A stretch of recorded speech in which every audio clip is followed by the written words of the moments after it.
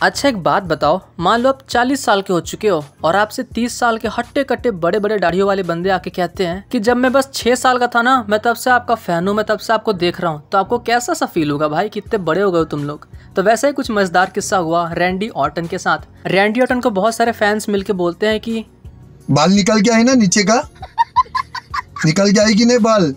Randy Orton ये बातें बताते हैं कि जैसा मैं नहीं दिखता ना हट्टा कट्टा, उससे भी बड़े बड़े मोटे मोटे और बड़े बड़े दाढ़ियों वाले इंसान मेरे को आके मिलते हैं और कहते हैं कि जब मैं आपका 10 साल से था तब से बड़ा फैन हूँ।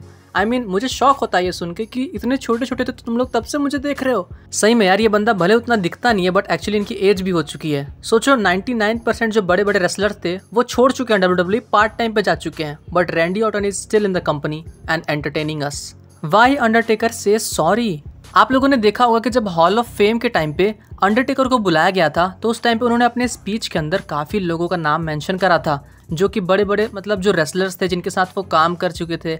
स्टिंग थे और भी उस टाइम पे बहुत सारे थे, बट अंडरटेकर यहाँ पे मिक फॉली का नाम जो है वो मेंशन करना भूल गए। मिक फॉली की बेटी ने स्पीच के नीचे कमेंट करा कि speech was amazing and you are the best. लेकिन मेरे फादर ने इस WWE कंपनी को अपना बहुत कुछ दिया है यार लाइफ में, तो एटलीस्ट अगर आप उनको भी मेंशन करते ना तो मुझे बहुत अच्छा लगता। और ये बात काफ़ी उठ गई भाई कि मिक फॉली को अंडरटेकर ने क्यों मेंशन नहीं करा, बिकॉज आपको पता है ग्रेटेस्ट मैचेस इन दोनों ने दिए अपने टाइम पे।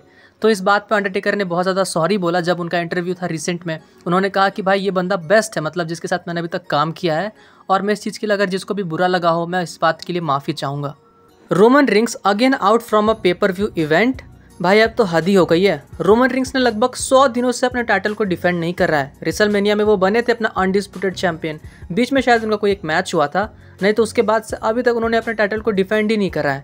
और एक और बुरी बात है आपके लिए, न्यूज़ है कि एक्सट्रीम रूल्स का पोस्टर सामने आ चुका है जो कि नेक्स्ट पेपर व्यू होगा समर स्लैम के बाद, और वहाँ पे रोमन रिंग्स को एडवर्टाइज नहीं करा गया है। ब्रॉक लेसनर से भी ज़्यादा भाई वो पार्ट टाइमर बन चुके हैं, अपना टाइम वो कहीं और ही दे रहे हैं चना चबाते हुए, और अब वो बहुत ही कम मैचेस WWE को देने वाले हैं। इवन एक्सट्रीम रूल्स के लिए भी रोमन रिंग्स को आउट करके रखा गया है, तो अब देखो उनके टाइटल का क्या होता है।